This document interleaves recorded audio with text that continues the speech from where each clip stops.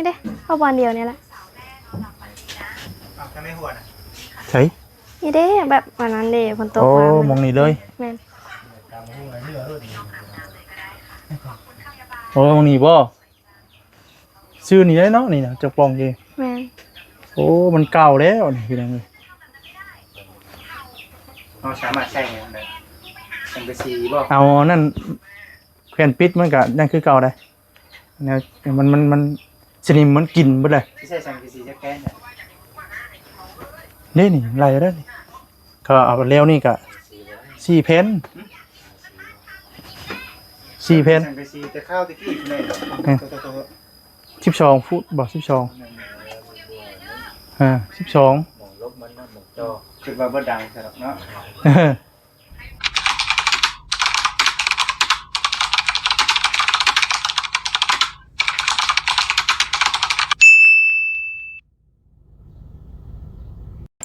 เอาพี่น้องเลยเนาะกับทักทายสบายดีเด้อเนาะสบายดีพ่อแม่พี่น้อง FC กันเพื่อสู่คนพี่น้องเลยกับเป็นเพื่อนยังเพลงได้บ่ทางนี้สบายดีเด้อได้บ่มันเป็นจะได้เปิดน้ำบ่ขึ้นมันผิวบ่ยักบ่น่าจะพิวอยู่ลุ่มเพิ่นอ่ะเฮาต้องได้เอาท่อขึ้นมาใหม่เนาะต้องได้ตัดแล้วก็เอาท่อขึ้นมาใหม่เปิดน้ำไหลลงเลยตะเก้านี่ขึ้นอยู่บ่ตะเก้าใช้ได้มันหาจักถึงเดือดว่าบ่ได้ใช้งานเฮงเลยเอาน้ำกอกใช่ได้บ่กอกแล้วแต่บ่ขึ้นคือเก่าจะได้บ้านนี่เนาะจะมีปัญหาจุดก้อนนี่แหละแต่นี่ก็บ่ได้ฟาวนะในชื่อของลุมเนาะเป็นน้ำตะลุมเพราะว่ามันมีหมองผิวนั้นบ่ขึ้นใครแต่ว่าเอาได้ปุ่มแล้วเนาะมันสบายพี่น้องเนาะปุ่มมารถนี่ก็บ่ค่อยมีเด้ได้เป็นส่วนหลายเพิ่นก็บ่ได้ค่อยใช้ปานใดเพิ่นเพียส่วนหลายก็เจ้าสิใส่ได้ปุ่มเลยเด้นี่ต้องเลยเพราะมันก็สิสะดวกสบายกว่ากันนี่ก็น้ำบ่ขึ้นเฮาต้องได้ให้กรอกน้ำเลยปุ่มอันนี้เนาะ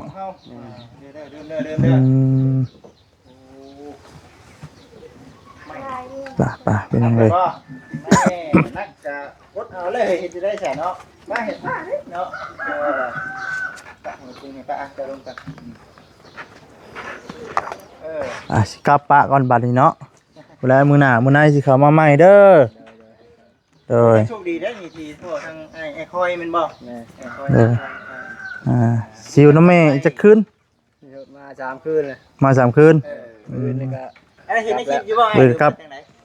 เห็นในคลิปอยู่บ่เห็นเคยกันมันชื่ออยู่เด้อเอาสบายดีน้องเด้อน้องสบายดีน้องบุญตาและไอ้เอ้ยเนาะเอาได้ใบกันชั้นจังซี่แหละแต่ว่าปัญหาคือเฮาบ่แม่นช่างแม่นบ่เบิ่งได้แน่เนาะเอาน้ำใส่แรงนี่เด้น้ำนี่ก็ได้น้ำเขาก็ได้บ่ก็รอสายมานี่ขอใส่น้ำเพิ่นยามตะกี้เป็นหมาน้ำใหญ่คักนี่เนาะหมาปีนี้บ่เป็นเนาะแต่ก็พอได้กินอยู่บ่พวกเนาะบ่ได้ก็เนาะเป็นดอกแล้วก็โลนพวกขึ้นเบิดแล้วอันถามก่อนเคยถามช่างบ่ว่าทั้งหมดทั้งมวลนี่มันบ่พอได้ทำแต่หลังคาประมาณ30 ล้านเฉพาะหลังคาไม่รวมค่าสร้างบ่เหรอรวมไปเลย30 ล้าน30 ล้านแต่ในความคิดของทางเจ้าคิดว่าในสมมุติว่ามีสังกะสีช่างแต่ว่าคืออยู่บ่สิขึ้นไปใช่มันก็บ่จะบ่คือเนาะ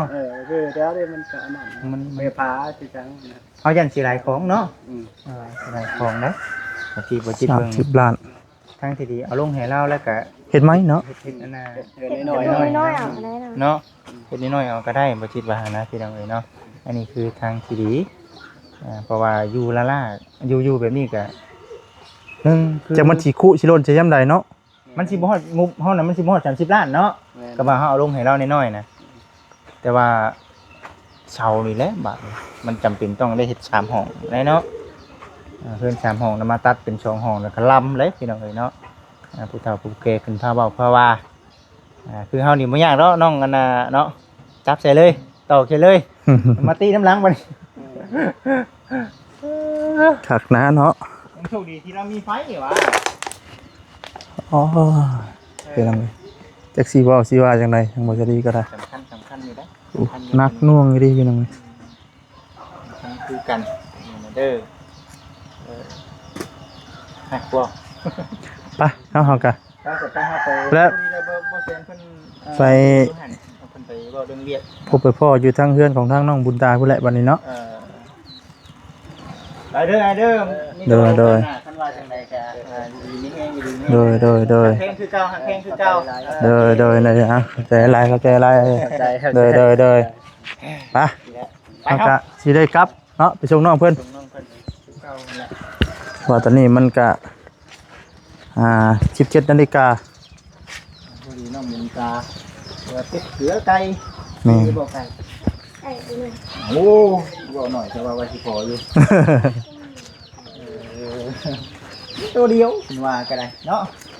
ไก่ผู้อกตัวหนึงบ่ ไก่ตัวนึง ไปพี่น้องเอ้ยนะพบกันอยู่เรื่องของทางน้องบุญตาพุ่นแหละพี่น้องเอ้ยเนาะไปพี่น้องเอ้ยไปพี่น้องเอ้ยเนาะกะมาเหาะเฮือนซานดันเป็นของทางน้องเพิ่นมาส่งน้องเพิ่น ปกติจะออกหน้าอยู่ในช่วงใด โยในช่วงหนึ่งออกเยอะกว่าประมาณ แต่ว่านี่เราไม่เรียกเนาะเรียกป่าเนี่ยก็ได้เข้ามาจำเป็นที่สุดคือช่วงดำหน้าเนาะ ช่วงดำหน้านี่นอกจากว่าเวียกดีรอได้พี่น้องตรงนั้นคนได้นะ ดำนากับเกี่ยวข้าว คือตรงนี้ได้อยู่ตรงนี้ อืม ได้อยู่แล้วก็ดีแค่ดี น้องเพิ่นก็บ่ให้หิวให้ได้เพิ่นน้องเราสิหิวเอง น้ำเนาะเป็นใหญ่ยอดบนสีเนาะ แม่น2ห้องก็4คูณ4ผู้เจ้าเห็นเนาะ เป็นบ้านข้างในจะเป็นหัวหน้าเนาะ บอกให้กันหน้าตีนบ้าน ไก่โอ้ยชักเป็นยังคือไก่ คือมีปัญหาจะมีคนจะยึดเนาะอันน่ะเอาพื้นเลย เอ้าสวัสดอนยังก็ดอนกอง กองเนาะ แต่ชมชื่อแล้วหรือว่ากองคนละกองบ่จักเลยเนาะกองตีนี่บ่จัก พัดเพลิน เด้ออันนี้ก็จะเป็นเฮือนของทางน้อง เขาไม่ได้คอยนั่นบ่ดีบ้านเจ้าแบบ อันนี้อ้ายจะบ่คือพ่ออ้ายเด้อพ่ออ้ายบ่อ๋อโอ้ยยังเลยเนาะ ทั้งไม่เท่าไหร่เนาะ เพิ่นกำลังหาพื้นมาเกี่ยมไว้ ตัวทานนี่ก็จูบบาทเดียว อ๋อสบายดีเด้อเนาะ สบายดี สบายดีชื่อจังไดเนาะเจ้า พร ฮะ พร พร บ่าว โอ้ พร บ่าวพร เห็นน้องเป็นจูเที่ยวแต่อาณาไปอาณานั่นอยู่เที่ยวแต่ไปจูไปจู อืม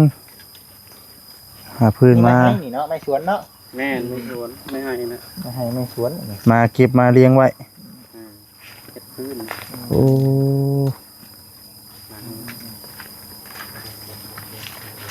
คักเป็นยังไงเนาะคือมีโต๊ะมีตังมีอย่างนี้เนาะน้องคน ต้องการของแต่ละคนเฮา ทางนอกเพิ่นจังไดก็หลังคาหัวบ่น้องหลังคาหัว เด้ โอ้ปงเยี่ยมอ๋อบานประตูปงเยี่ยมพี่น้องจึงปึงนะเวลาฝนตกฝนดินในนี่เป็นเรื่องน้องเพิ่น กินได้ได้กินได้บ่ เด้อกินได้ก่อนเนาะฮ่าโธ่ ไม่ได้มีแต่ว่าปิดท้ายด้วยเพื่อนน้องมันบุญตาเนาะพี่น้องเนาะมาก็สิเดินทางออกเนาะ แม่น พอดีเรียกการงานพอดีแล้วพี่น้องเนาะ การงานพอดีแล้วออกมานี่ต่างเราได้บัดนี้บ่เสียเด้ สัญญาณบ่มีเลยเนาะ อยู่นี่คือบ่มีสัญญาณเราได้บัด คือว่าไงแบบคือทั้งหน้าข่อยนี่เนาะ มันมีสัญญาณอึดคือกันได้อยู่กับสัญญาณ สัญญาณมันบ่มีเนาะ มันเป็นบิตเขตมันสิเนาะโอ้เดี๋ยวจะมาตกใจหัวเด้อหมากยังนี่น่ะไข่บ่เห็นว่าหมากไข่ หมักไข่กุ้งหมักไข่ มาหาที่ใจใครไปได้ทุกวัน ถ้าเราไปหาน้ำหาทามา ผู้ใดเปิดกล้องก่อน สู้กิน ได้ ยังเลย อีกน้องเพิ่นได้ส่งแล้วเพิ่นมาที่กัน ใช่คือมีโต๊ะมีตังมีเตียงน้องมีจังได้เฮือนซานะเป็นคือขายโต๊ะบ่ เจ้าเปิดหานนี่เปิดหาน โอ้เปิดห้าน ไปเอาผู้ ไปเอาโพวันนี้น้องน่ะต้องได้ขายเครื่องบ่ บอกไว้ค่ะ น้องนี่บ่ได้ขายเครื่องบ่ก็เห็นมีโต๊ะมี ง่ายแล้วเลย ง่ายบ่ ง่ายแล้ว ขายเครื่องไปได้กัน เพอบ่ ห่านสินดาดโอ้เปิดห่านสินดาดเจ้าบ่อยากเฮ็ดบ่ธุรกิจเอ้ยนี่บ่อยากสานต่อบ่มันยาก ต้องให้นางตู้ใหม่ อ่าอ้าว แต่ว่าหลายปีแล้วบ่ได้กิน แต่ว่าบางอย่างของเราเป็นแบบว่า บ่เป็นของน้องล่ะวะ บ่ของเขาแต่ว่าคันยี่กินก็ได้อยู่ บ่เป็นยังน้องเป็นยัง เนาะ เพราะว่าหาคือว่ามันเลยกับพี่กับเป็นของเขาเนาะ กินได้ ได้ข่อยได้ ต้องแนวนี้บ่ เอาเห็นบ่อย อันหมักม่วงบ่หมักม่วงขามแดนบ่ งานมันเลยว่าหา อาจจะว่ามันเลยคิดว่าของข่อยเป็นของก้อยบ่ เข้าบ่ตัดให้เด้ อืม เอาไว้แล้วคือเนาะหมู่บ้านนี่ก็ถือว่าใหญ่เติบเนาะน้องเนาะ ง่ายเติบเลย จักหลังคาอยู่บ้าน ประมาณ500 500อ๋อ500หลังคาใช่ป่ะบ่น้อยเลย ก็ เนาะ พอกับบ้านเฮาเนาะ บ้านเฮาเลยเต็มเรื่องแล้วอยู่ทางบ้านเฮากันเนาะ แม่น หมู่บ้านใหญ่เติบไปแล้วเลยคือน้องมันบุญตานี่ยังบ่ได้เคยไปเฮ็ดเวียกเฮ็ดงานทางใดบ่ทางใดอยู่แต่บ้าน แม่น อ๋อ เพราะว่า ก็อันเห็นจบม3ปีกายนี้แล้วก็ไปเฮ็ดเวยอยู่สวรรค์ เจ้าบ่เป็นเวียกอยู่สวรรค์ แม่น เขาเคยไปเฮ็ดเวียกอยู่สวรรค์ บัดนี้ได้เรียนต่อบ่หรือว่าบ่ได้เรียนแล้ว บ่ได้เห็น จบแค่ม .3 ม ม .4 .4 จบปีนี้ จบปีนี้ แม่นมันผ่านไปเซ็ง อ๋อจบม .4 แล้ว มันจบกำลังสิ กำลัง เซ็ง กำลังสิเซ็ง ยังเข้าอยู่บ่นี่ เข้าอยู่ วันที่ใดครับ วันปิด แม่นวัน แต่ ที่ ว่าทางน้องเพิ่นน้องไผว่าน่ะปิดหรือว่าเราว่าปิดแล้ว เอามันบ่คือกันเด้ แต่โรงเรียนแน่ น้อง บ่ เพิ่นน่ะกายเด้กายไปว่าม.5มันสิปิดก่อนเนาะ แม่น คือม.4 กับม.7น่ะเสียงเดือนสั้นเด้ม.7นี่สิเสียง ในที่เท่าไหร่ เดินล่างอีกทีหนึง โอ้แต่ว่าเฮ็ดเก่งเต็มเลยจ้ะว่าจีจึงอายดุนนี่น่ะ โอ้ถามมาขอยตอบไว้ได้ดิ ฮะ ตอบขอยตอบไว้ได้ ว่าเล่นๆ บวกมาขอยสิบวกให้ตอบไว้ที่สุดเลย 9บวก9 8เอาตอบไว้เนาะ เก่า แต่บ่ถูกบ่ เอาตอบไว้ได้แต่บ่รู้ อ๋อความหมายตอบไว้แต่บ่ถูกก็มานั่งนี่แหละครับสินั่ง เพราะมันต้องถ้าว่า ก็ได้ ต้องเข้าไปซุปเปอร์เทนเด้ ซุปเปอร์เทน ไป บ่ รายการซุปเปอร์เทนเด้อการคิดได้เลขบวกเลขไปหน่อย 2บวก3เป็น4บ่ สำหรับคลิปนี้ก็บ่มีหยังหลายพี่น้องเนาะก็เอาถ่ายบรรยากาศมาส่งน้องบนตัวเพื่อนแล้วกันมาถามมาไทยเรื่องราวในครอบครัวเพิ่นนี่แหละเป็นได้ใดในการใช้ชีวิตอยู่แบบใดเนาะ โดย มาถามมาไทยเบิ่งสิจังไดแต่ว่าทางครอบครัวน้องนี่เป็นจะได้ใช้เรื่องเขาวนำจำปา ก็พอกินอยู่ บ่อยู่บ่กินอยู่เนาะแต่แรกๆอีดีก็มีแบบใดในเรื่องขัดเขินในครอบครัวแอนซาน ก็ เอาไปนี่ซะ ยังบ่ปานใดค่ะว่าขาด บ่ปานใด เกิน ขออนุญาตเด้อบ่เชิญเด้อFC นำกับเป็นสบายดีมานำกันมื้อนี้คิดท้ายเนาะคือว่าเนี่ยมึงผมกินบ่จิตเว้าอยู่ว่าน่ะตอนอยู่เพื่อนป่านี่มันเพื่อนน้องเด้ฉันว่าเปอร์เซ็นต์สิได้บ่ได้หัวบ่หัวบางไหนน้องบ่น่ะหัวบางไหน อันบอนนังขามันหนีอะถึง โอ้เปลี่ยนหญ้าซื่อนี้ บ่แม่นบอนหญ้าบอนนั้นมุงกระเบิง เป็นหัว เอากระเบื้อง แ แม่นมันมีบ่อนมันสอนบ่อนเดียว กระเบื้อง กระเบื้องเด้มันสิเป็นโซนนั้นบ่แข็งก็ลองขึ้นไปเบิ่งบ่แซ่นก็เคยขึ้นในบ่จิตกับบ่ฮวดขึ้นอยู่ บ่น้องเพิ่นนะ เขาได้ก็จังให้น้องเพิ่นพาขึ้นได้แล้วว่ะ ได้ เนาะให้น้องเพิ่นพาขึ้นพี่น้องแต่ว่าตัวอย่างนี่บ่ได้เป็นหยังเนาะ บ่แต่ว่าย่านถล่มพัดมาไหมซื้อ ระวังเอาได้เฮ้ยเนาะจูพื้นจูไผก็อยู่เฮือนแล้วบ่เนาะ ยามมันลมเนาะมันกิ้วออกมาโอ้ แม่ อันตราย แล้วถ้าน้องเพิ่นเฮ็ดหยังเกี่ยวกับเรื่องกับงานจุมื้อนี้ ก็มีแต่ห่อเนื้อเขาตะแลงเฮ็ดเวกคือหมูนะ คือมื้อนี้วันหยังก็มื้อนี้ วันศุกร์แม่นวันศุกร์ มันชุกบ่ แม่น ยังสิเข้าเรียนต่ออีกบ่มื้อใจยังไปอยู่บ่ วันคานไปรวม อ๋อ วันคังคารไปรวม คือในช่วงนี้ก็ยังเฮียนอยู่นะบ่ได้ก็เนาะยังเรื่องเวียนงานก็คือสิยังบ่ได้ไปเฮ็ดเนาะ อืม เพราะว่ายังอยู่ในเฮียนอยู่เนาะ มือไปสิงที่ชุดมือไปสิงมือแท้เลยนี่มืออะไรก่อนเนาะ วันที่ วันที่10 มาฮอดนี่มื้อนี้วันที่ 5 วันที่5อีก5มื้อเนาะ แม่น อีก5มื้อ 5มื้อผ่านไปจังสิได้สิ่ง มาเว้าเรื่อง ถามเบิ่งเนาะ มาเว้าเรื่องเฮียนกินนี่ ยังบ่ ว่า จบ ที่ บ่ หนึงนี่คือเก่งวิชาอะไรหลายที่สุดแน่ 10ศึกษานี่ก็บอกวันใด แต่ว่าเรื่อยๆเนาะ แม่น แต่ว่าพออันน่ะวิชาใดแน่ที่ว่าคือในเจ้าเจ้าของมันถึงว่าเก่งก็ได้ ก็พอได้เนาะ ศึกษา ศึกษา ศึกษาพลเมืองศึกษาพลเมืองนี่มันสิเกี่ยวกับหยังวะมันก็สิเกี่ยวกับมันน่ะ กฎระเบียบพร้อม กฎระเบียบ กฎระเบียบเนาะ เกี่ยวกับกฎระเบียบ คนในเมืองนี่นะ แม่น ประวัติศาสตร์ ประวัติศาสตร์ ประวัติศาสตร์ก็สิเป็นแบบเรื่องแต่ข้าวตะกี้เนาะ แม่น ยุงได้นี่เนาะแม่นบ่ แม่นแล้วกินนะ คือกันนี่ เริ่มเก่าแล้วเนาะ เริ่มเก่า เริ่มคันแล้ว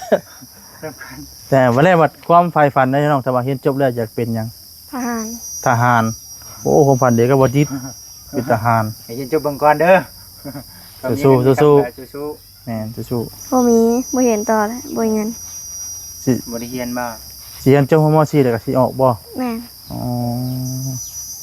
บ่มีเงินเรียนต่อ เขาขึ้นห้องขึ้นห้องสูงไปเรื่อยๆในค่าใช้จ่ายราคาไปเย็นในแพงบ่ล่ะ แพง มันก็ขึ้นไปเรื่อยๆได้บ่แซม แบบว่าเขามีค่าใช้จ่ายแบบไหนอย่างนี้เนาะแบบว่าเขาขึ้นแต่ละเทื่อ มันก็มีรายได้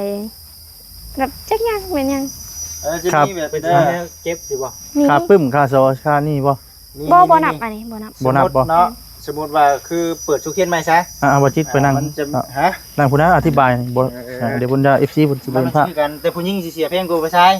แม่น คือผู้ชายตีนชินก็ต้องได้เสีย แม่น อ่า ป้ายชื่อโบย โบย บ่มีโบกอะไร บ่มีก็ได้บ่ โบทางไงเฮียนนี่บ่ได้เด้คิดเด้ มีโบเนาะ โบเด็บยาวนี่ เอาก็ บ่ได้ยาวบ่แล้วก็เกิบ ให้ก็ครูได้ไป อยู่ ตรวจสอบเนาะ ทดสอบครับ มันจะมีอันน่ะยังก็เสียค่าเทอมแต่6ปีเนี่ยเท่านั้นเท่านี้ อ๋อ จาก300,000เป็น400,000จาก500,000ขึ้นไปบัดนี้เนาะ แม่น เทิบขึ้นแต่ละชั้นใช่นั้นเนาะ ช่วงแรกน่ะสิเบิดหลาย อ๋อชั้นสูงได้สิน้อยบ่ ก็มันก็สิ อิงตามบ่ อิงตาม อ๋อ ก็สิขึ้นไปเรื่อยๆหั่นแหละเนาะยิ่งช่องนี้ยิ่งอะ ว่า นะ ก็สิอยากทานบ่ได้ว่าไปบ่ฮอดพุ่นนะมันก็เลยแบบว่าเอา บ่ เขา ฮู้ ขึ้นห้องไปเรื่อยๆน่ะมีค่าใช้จ่ายสูงบ่นั่นนี่บ่ใช่ สำหรับโบจิตน่ะยิ่งอันน่ะขึ้นไปห้องสูงเท่าใดยิ่งเสียหลายกว่าเก่า คือว่าแล้วคือจังว่าแสนว่านะคือข่อยก็บ่ฮอดพุ่นบ่ข่อยก็จบแค่ป คันบ่มีเงิน บ่ใช่บ่หาเครื่องวะ .2 แล้วก็อยู่ไทยก็ เครื่อง พออยู่ไทยกับป .3 สินะ มันก็เลยบ่ฮู้ว่าเฮาขึ้นไปฮอดมอเฮาหยังแหละนั่นนี่นะครับบ่ใช่บ่ได้ฮอด ก็เลยบ่ฮู้ว่าเรียนฮอดมเท่านั้น ไปไทยก่อนไปจังไดนั่นกันเลยบ่ใช่ก็บ่ได้ยังออกเรียนหรอกแต่ว่าคงให้เพิ่นพาไปไทยเลยก็เลยไปงานนำเพิ่นสินะก็เลยออกมาเลยบัด แม่ย้อน แต่ยังบ่ได้ยังออกเรียนเลย ความจำเป็นเนาะ เห็นพ่อแม่เพิ่นไปไทยทำงานด้วยกันเฮาก็อยากไปนำบัดนี้ อืม บ้านเฮาพี่น้องเอ้ยเนาะก็สิประมาณนั้นแหละก็คือว่าคำเพียนจบก็ดีเนาะได้ใบประกาศมาเบิ่งสำหรับโบจิตน่ะ อืม จักป้าไปใช้เดี๋ยวนี้ นี่เกิดประกาศเนาะ จักป้าไปใช้ใบประกาศกัน เฮาก็รอบรรยากาศซะหน่อย ไป ครับ ถึงเฮือน ไป เนาะ แนะนำให้ FC เบิ่งว่า ยุ่งกินเลย คนใด แดงบ่ได้เนาะ เออ ว้ายเฮ้ย น้องเพิ่นเก่า เริ่ม จิ๊ ค่ำ ด เลยได้ ๆมันเริ่มมันนั่นแหละมันเริ่มมืดแล้วเด้ มันยังมี พ่อ โอ ประ กาส ตู ได้ ผม มา เยี่ยมยังบ่ได้พ่อ แม่น บ่ต้องนอนอยู่นี่พ่อ เดี๋ยว บ่นี่แหละ อ้าว ยังเหลือจักบาน ห้องเยี่ยมนี่ก็ เฮ็ดเองได้ เฮ็ดเอง บ่ผู้ชาวนอนบัดแห่งบ่มีผมเยี่ยมเฮ้ยบาดนี่ อันนี้ของผู้ชายเพิ่นบ่ โอ้มีตู้ไว้แต่ก่อนเพิ่น อันนี้เขาจึงถามว่าเอ้าเพิ่นขายเครื่องบ่ เดี๋ นะ ยวเราเปิดไฟไว้ตลอดเลย มีโต๊ะมีตังค์ บ่มี พยายามมันตายเด้ยานตู้มัน เซ่เนาะ ตู้แซ่เด้ ขออนุญาตในเรื่องเด้อ โดย บ่มีแนวเสกอะเปิดไว้เนาะ ไปพอชิดบ่ขึ้นบ่ไปขออนุญาตเด้อพอดีเขาควบไม้ได้เนาะเฮ้ย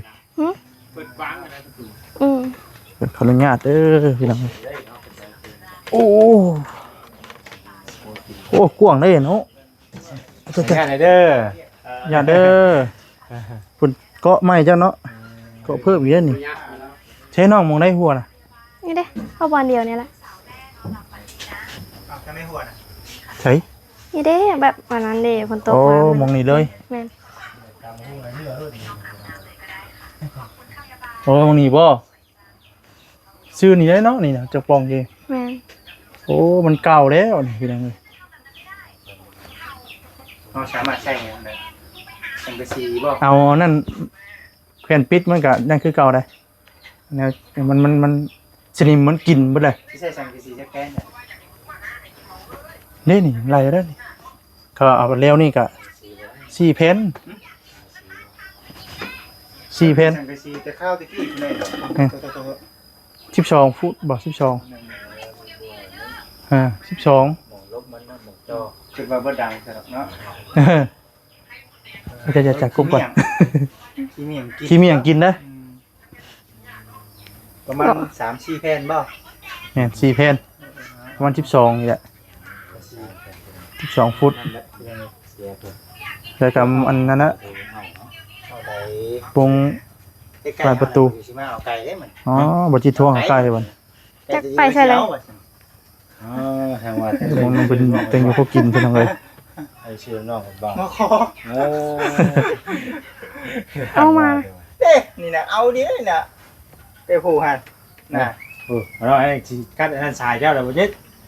อายุ ขาดเด้อ เสะมาเสะ บ่ย่านไฟช็อตเจ้าดอกว่า มันบ่ช็อตว่าเฮาแต่ว่า เสะ มันจะขาดเลยดิ เป็นบ่ทันได้กัดแต่ว่าเนาะพี่น้องไอ้ลงก่อนอบเอาแน่เนาะ โอ้ตายแล้ว ไปเอาก็คือสิได้กลับบัดนี้เนาะ นั่งเนาะนั่งอยู่เก้า เอ้ยพี่น้องเอ้ย กับป้าน้องเพิ่นจะได้ ตอนนี้ก็นี่เอาไปตรงประตูเบิ่งนี่ได้มีบ่เบิ่งนี่ส่วนหลายแล้วประเทศเราเองเนาะ ไม่ไร บ่ได้ซื้อขนมเนาะซื้อขนมกินเด้อ เดี๋ยวขอบใจเด้อ อะไรนะ ขอบใจ โอเคทางง่ายก็มีบ่หลายเด้อเนาะ เลย เพิ่นบ่ได้ซื้อน้ำซื้อในกินพี่น้องเอ้ย ใช่บ่มีแล้ว เป็นแล้วเนาะ บ่คิดมีอะไรวะ ใหญ่ๆใหญ่ๆเนาะ นั่น ให้แล้วเป็นเงินจำนวนเท่าไหร่ 200,000 2 เซน เนาะ ทางผู้ใดผู้ใหญ่เพิ่น เพิ่น นั่ ได้ นก็ เป็น ได้ก็ดีใจแล้ววันนี้ก็ได้ที่ว่าเห็นทางป้าเพิ่นได้รับการช่วยเหลือเนาะ เลย บ่คิดเจ้าไปฮู้จักจังได๋คือตะบ่ดีนะ จะเป็นทั้ง เออ เสะมา เอามาพี่ก็ได้ เพิ่นมักแท้ๆอันแนวเพิ่นบ่อยากให้อันน่ะกัดหั่นนะ อย่าหยอกนะ อย่าหยอกเด้งอกเด้ คือแต่เสด็จน่ะทางบ่จิตได้พัวพันกับทางบ่ฮวดเนาะ แม่น บ่ฮวดแหละคือมีคลิปเนาะคลิปที่ว่าทางบ่ฮวดเพิ่นไปถ่ายน้องเพิ่นกับป้าหั่นแหละเพราะว่าได้พัวพันกันว่าได้ประสานงานกันแล้วนะ เพิ่นก็ว่าพอมีครอบครัวนี้ที่ว่าทัดชนแน่ สุดๆดีนะวัน แม่ นั้น น เนาะ ๆ แล้วไป ตาม เบิ่ง มาแม่น แล้วไปเบิ่งไปถามไทยเบิ่งเนาะ ก็ได้ตามมาก็ตามมาก็เห็นน้องดวงตาเนาะฮะก็รู้จักกับเราจากที่คนเว้าบ่เป็นก็สิเว้าเป็นแล้วบาดแม่นบ่ตะกี้เป็นได้อายๆว่าตะกี้ อาย อ เดี๋ยวนี้บ่อายแล้วล่ะว่า โยอ่านหลีกบ่ได้ อายก็หลีกบ่ได้แล้ว ดีบ่ได้อะไรจื้ออยู่ว่ามาแต่ละคนนี่มีไผแน่นี่อ่ะ บ่จื้อซื่อ มันบ่จือครับ อ้าวไผนี่ชื่อว่าใด จิต อันนี้ดิ ฮู้ บ่ได้บอกชื่อเลย ลืมไว้เท่สิเจ้าเฮ้ยพ่อแชร์บอกแล้วบ่ ยังเลย ฮะ จะบ่จักล็อกว่าเราชื่อว่าแสน อ๋อแซนบ่ บ่แสน บ่แซน ตามในช่องกันเลยเด้อ นี่ก็บ่าวสาดี บ่ซาดีซาหรือซา สา สลี บ่ซาดีมื้อหน้าสิพาบ่ฮวดมานำคันว่าเราอันนั้นกันนะ เราคำว่าเลยบ่เนาะเบาอวดครับอวดได้คำว่าได้บ่ กับบ่บ่ได้มาเลยด่ะ รู้จักกับเราจักปีละ ประมาณ1ปีนั่นแหละ รู้จักก็ซื่อบ่ได้มาถ่ายตอนนั้น บ่ได้ถ่ายแบบนี้บ่ อืม พอทางเฮาเองก็เห็นทางที่แรกดอกที่แรกเริ่มต้นน้องเพิ่นพาไปหาทางในป่าก็เลยว่ารู้จักกับน้องเพิ่นเลย อืม หายนี่ก็จำเป็นอีกบ่ได้ โดย หายกล้องว่าซั่น เอาไปลองเลยเนาะก็คือสิประมาณนี้เนาะกลับก่อนบัดนี้เนาะ เจ้าดิ ครับ กลับเด้อเนาะ กลับกันนะ เราบ่ให้นะครับ ครับกันเด้อน้องเด้อเนาะสบายดีสบายดี มีแฮง ดีมีแฮงเนาะคอยฝันน้องเพิ่นเป็นจริงพี่น้องเอ้ยเนาะพี่น้องเอ้ยเนาะพี่ปัดจังได๋ก็ขอโทษขออภัยด้วยพี่น้องเด้อเนาะสบายดีพี่น้องเอ้ยสบายดี